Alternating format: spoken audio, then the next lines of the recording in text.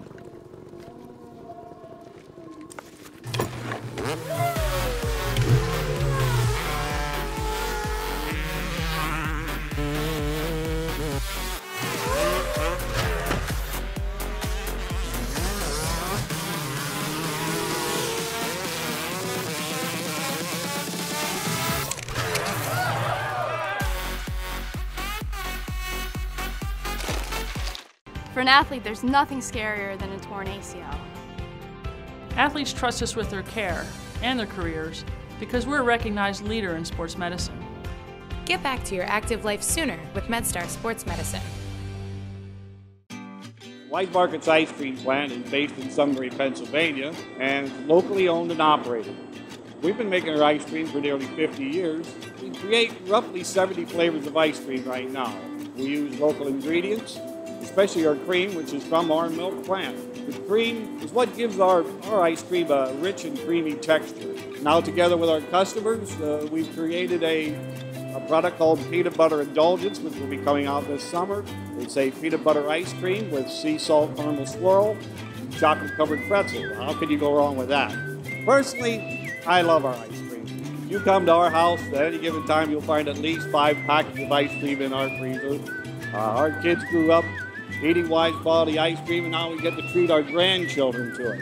It's been a pleasure for me to be tasting ice cream for over 40 years to Wise Markets, and I'm loving every minute of it.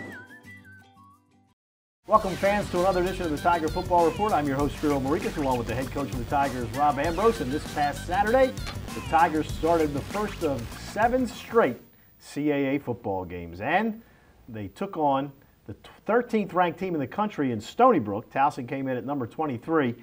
And, Coach, if you're going to script the start to a game, I don't think there's any way you could do better than a 95-yard touchdown return. No, pretty much no. You can't. We talked about starting fast, and it doesn't start any faster than that. Shane Simpson, we saw what he could do when he was a freshman. Then he's been struggling through injuries the last couple of years. I know it's extremely important for this team to have him back at his full strength. I think I said very early in the season, a healthy Shane Simpson makes us better. And clearly, it makes us better. And a lot of credit to Coach Trick and the kickoff return team now, that we've been kind of close.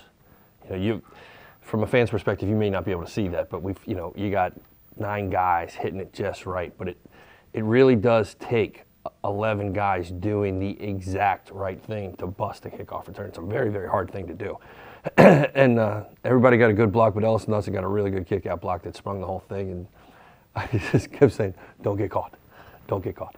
And no flags? No flags, yes, That's no the flags. other thing you always have to worry about.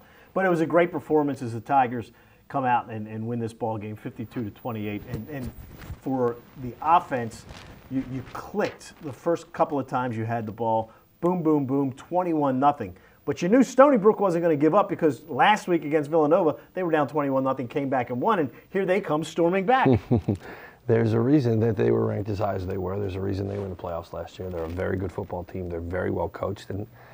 And much like us, they don't get rattled too much about that kind of thing. Like, it takes 60 minutes to win a ball game, and, okay, other teams got coaches get paid too. Other teams got kids that play really hard too. So they handled it pretty well, came back, cut it within 1 score. But I don't know, something about these guys, something about our team right now that's extremely focused and really getting tired of getting disrespected. So they had a point to prove. One thing that you guys did in that ball game, and it's something that you and I talked about during last week's show, is you had Gowans and Leotine both averaging 6 yards or more per carry. You shut down that running game completely. They did nothing, and that, I think, was the key to your offense being able to have the success, because Stony Brook wasn't taking 7-8 minutes to go down the field and score. Honestly, that is true. We had talked about, keys to victory, like the things in the overall plan, not just the offense and defense plan, but the game plan itself. And it was to get up on them and to stay up on them and put them in a position to chase. And their running game's exceptional, and their pass game can be good, but not nearly as strong as their run game. And if we could just keep ahead of them, it takes them out of their comfort zone. They don't get to do what they want to do when they want to do it. They have to worry about chasing points. And the farther ahead we got, the harder it got for them to just line up and run the ball. We also saw during that game maybe the most exciting 6-yard pass that you will ever see. Tom Flacco starts to his right, comes back to his left, then goes back to his right, then goes back to his left, and finally finds a guy for a 6-yard reception. And, I mean, it took him like 12 seconds back there to get the ball off. We see different things every week. We talk about, playing football and playing as hard as you can, body, heart, and soul, for 6 seconds at a time. But when we're on offense, on occasion, because of time, we really have to extend the time period of the average football play, because with him, you just never know. And to his credit, not only can he physically do that, but he's smart enough to know what to do and what not to do with the ball. You can do that and be kind of reckless, and there is some recklessness to it that makes it hard to defend.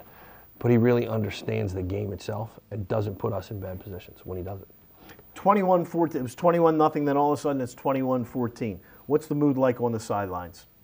Oh, they came to play too. No worries. We got to do our job. And we just kept saying, because we got a little complacent in the second quarter, at the very beginning of the second quarter, 11 guys doing their job on offense. We score touchdowns. It's just what we do. And they kind of, yeah, we got it, coach. We tightened it back up, and then we went back to work. I think, we'd scored, 21 points in a row, then they had 14, and then we scored I don't know how many in a row after that. Well, it was a great victory, 52-28, and for the team, you're now 2-0 in the CAA.